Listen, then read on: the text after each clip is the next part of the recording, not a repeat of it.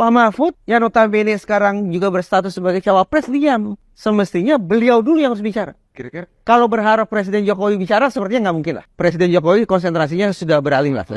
Yang notabene Menko Polhukam. Hola netizen yang terhormat, kembali lagi di kasus Jessica ya hadirin sekalian. Kita harus kawal terus kasus ini. Oke, untuk video kali ini ada salah satu ucapan Bapak Reza Indragiri selaku ahli psikologi forensik yang menyentil salah satu cawapres di tahun 2024 yang sebelumnya menjabat sebagai Menko Polhukam. Siapa lagi kalau bukan Mahfud MD? Reza mempertanyakan kenapa sekelas Menko Polhukam tidak bersuara dalam ramainya kasus Jessica ini. Ia menyentil dengan menyebut Mahfud MD selektif untuk angkat bicara terkait setiap kasus. Reza juga menyindir penegakan hukum di Indonesia yang terkesan karut-marut. Oke, kita simak dulu cuplikan videonya ya. Satu, semestinya nih, paling tidak nih, Menko Polhukam bicara. Itu dulu. Sayangnya Pak Mahfud MD ini selektif. Pada kasus-kasus tertentu beliau bicara. Misalnya tentang skandal 349T. Itu kan penyimpangan. Setelah itu diam. Pada kasus-kasus yang lain bicara. Pada kasus lain diam. Ini kasus yang penting ini yang sudah menampilkan wajah karut-marut penegakan hukum kita ke seluruh muka bumi. Ini kan nampak lewat film Ice Cold, kan semua orang bisa lihat. Pak Mahfud yang notabene sekarang juga berstatus sebagai cawapres diam. Semestinya beliau dulu yang harus bicara. Kira-kira kalau berharap Presiden Jokowi bicara sepertinya nggak mungkin lah. Presiden Jokowi konsentrasinya sudah beralih lah. Yang notabene Menko Polhukam. Saat itu diam, kira-kira kenapa ya? Tadi saya sudah bilang ada dua kemungkinan. Itu dua. Yang terbangun tafsiran di publik itu tadi. Satu memang tidak peduli, atau yang kedua jangan-jangan membenarkan. Iya. Kalau dua tafsiran ini keliru, ya bicara. Kita kembali lagi ke dua kemungkinan itu. Nah, gimana nih menurut netizen yang maha benar? Silahkan berkomentar ya. Kasus Jessica Wongso yang digadang-gadang sebagai bukti nyata dari trial by the press. Sebenarnya apa sih trial by the press? Pengertian trial by the press secara umum adalah peradilan yang secara tidak langsung dilakukan oleh pers. Peradilan yang dimaksud adalah dengan melakukan pemberitaan yang terlalu berlebihan dalam suatu perkara yang masih dalam proses peradilan. Dan seringkali menyudutkan salah satu pihak dalam proses peradilan tersebut sehingga berpotensi menggiring opini publik. Dalam kasus Jessica Wongso, banyak sekali pemberitaan yang dianggap menyudutkan sehingga banyak pihak yang menyimpulkan bahwa Jessica diyakini bersalah bahkan sebelum adanya putusan pengadilan. Bagaimana menurut kalian? Apakah kasus Jessica Wongso termasuk trial by the press? Tulis di kolom komen. Dari perspektif aku sebagai anak hukum, 100% Jessica nggak bersalah. Aku akan menjelaskan berdasarkan perspektif hukum, tapi dengan bahasa yang sesederhana mungkin biar kalian paham. Untuk menganalisis secara komprehensif, maka kita bicara tentang do the process of law, atau peristiwa hukum itu gimana terjadinya dari mulai permulaan sampai dengan akhirnya. Pertama, dari segi penyidikan yang dilakukan oleh polisi. Di situ terdapat kejanggalan bahwa sebenarnya ada surat yang menyatakan ini mayat harus diotopsi untuk bisa mendapatkan sebuah bukti apa sebab matinya si mayat ini. Tapi ternyata pada saat di pengadilan, dokter mengatakan tidak boleh otopsi karena dilarang oleh pihak kepolisian. Ini dua hal yang berbeda. Padahal otopsi adalah satu-satunya cara bagaimana bukti itu bisa ditemukan. Because no bukti, no case, no crime. Langsung aku tulis aja ya, apa yang jadi dasar dari jaksa dan apa yang di counter oleh pihaknya si Jessica. Dan di sini kalian bisa menilai sendiri sebenarnya Jessica ini salah apa enggak. Kita bedah satu-satu.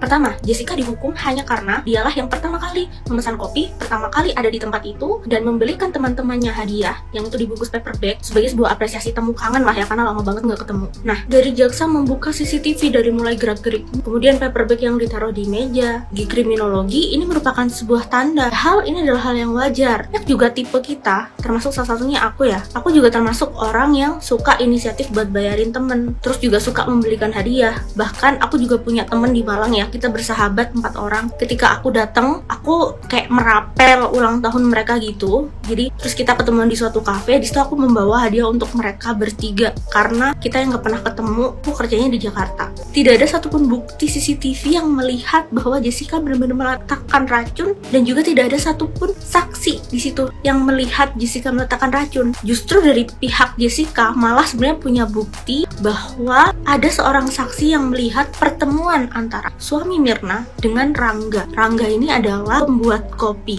Nah, kita di sini bisa menarik kesimpulan ya bahwa dari proses matinya Mirna, yang bisa kita suspek selain Jessica itu ada 2 orang. Yang pertama pembuat kopi dan pengantar kopi. Dan tidak ada CCTV yang menunjukkan proses pembuatan kopi itu sendiri, yang mana tidak ada bukti yang bisa digunakan untuk mengungkap sebenarnya proses pembuatan kopi dari si Rangga ini sendiri.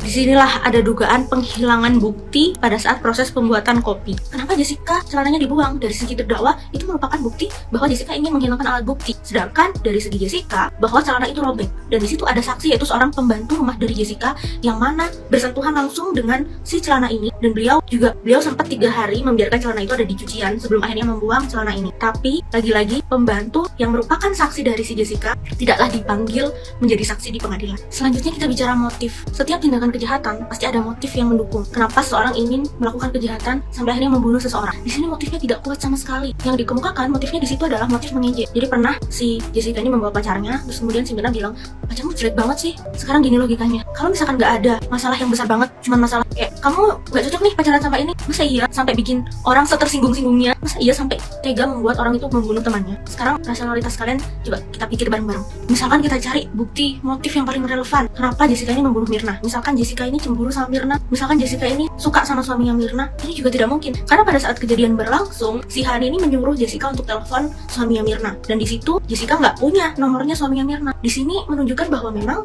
ya tidak ada hubungan apapun antara si Jessica dengan suaminya Mirna. Jadi tidak ada juga alasan yang mendukung. Terakhir dari segi saksi-saksi yang dihadirkan, di sini sama sekali Jessica membawa banyak saksi dan banyak barang bukti untuk mengcounter, tapi saksi-saksi ini tidaklah diindahkan oleh hakim. Jadi memang hakim justru memberatkan saksi yang ada di kubu jaksa.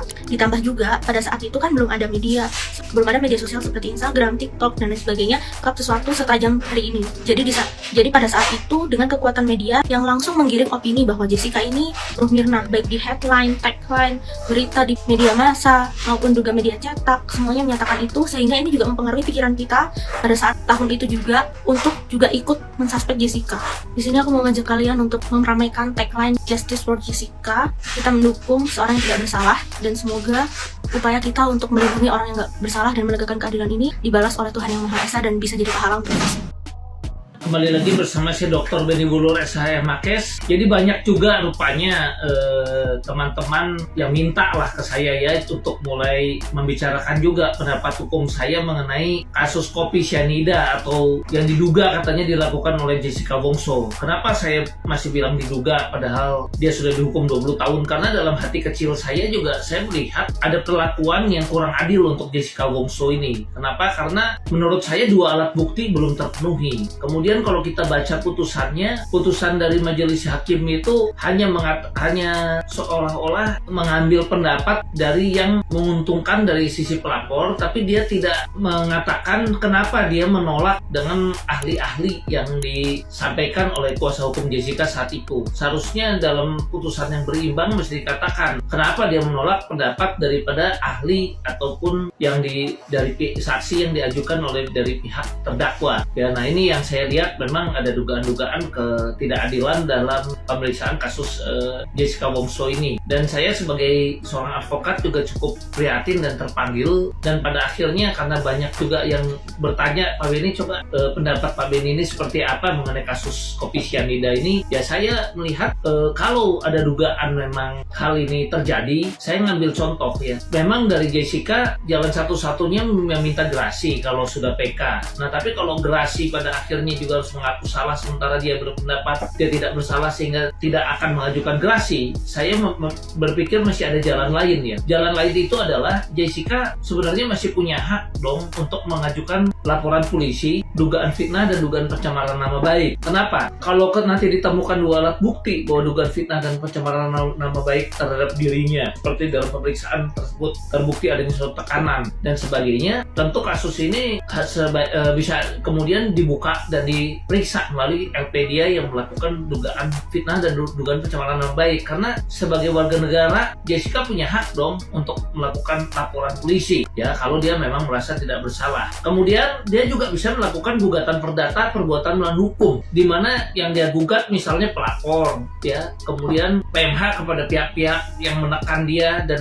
kalau nanti dia tahu ada dugaan dia merekayasa dugaan merekayasa case-nya, itu juga bisa dilakukan. Sehingga dengan dilakukannya LP dan dilakukannya gugatan perbuatan melawan hukum, tentu nanti akan melahirkan adanya putusan yang berkekuatan hukum tetap atau inkrah. Karena kalau ada putusan yang saling bertentangan, maka menurut saya ini akan terbuka peluang dilakukannya PK2. Ya, seperti kita tahu lahirnya PK2 awalnya juga pernah di kasus perdata, yaitu Gasibu ya. Nah, Gasibu waktu itu di Bandung itu sudah sampai inkrah, udah mau dieksekusi, udah kalah ya. Tapi kemudian dilakukan laporan pidana, kemudian terbukti pidananya, terjadi putusan saling bertentangan. Dengan dasar putusan saling bertentangan itu dilakukanlah PK2, dan pada akhirnya selamatlah tanah Gasibu itu ya dari dugaan pihak-pihak yang tidak bertanggung jawab ya, diduga waktu itu. Nah, jadi di sini seharusnya untuk demi suatu kebenaran harus dilakukan satu langkah-langkah hukum yang menurut saya juga ini bisa dibuat menjadi satu terobosan hukum. Karena tidak adil rasanya kalau diduga seseorang memang tidak bersalah, kemudian dia harus mengakui bersalah, dan kemudian alat buktinya sebenarnya kita lihat kurang ya. Karena kalau tidak ada bukti dia juga yang memasukkan racun cyanida itu, kemudian dia tetap dituduh, memang saya rasa ini kurang adil dan kurang fair. Karena kenapa tidak ada dugaan-dugaan juga?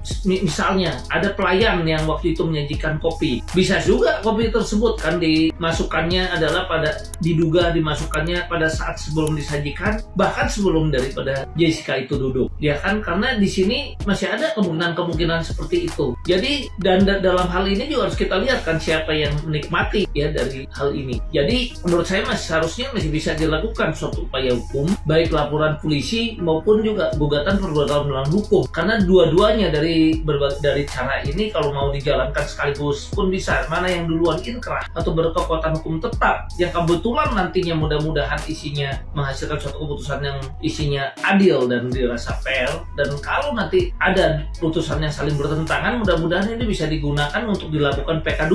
Ya, demikian pendapat hukum dari saya, dan mudah-mudahan ini juga bisa menjadi satu terobosan hukum yang baik ya, baik untuk orang-orang lain yang diduga kuat juga mengalami nasib seperti Jessica Wongso. Sekian dan terima kasih.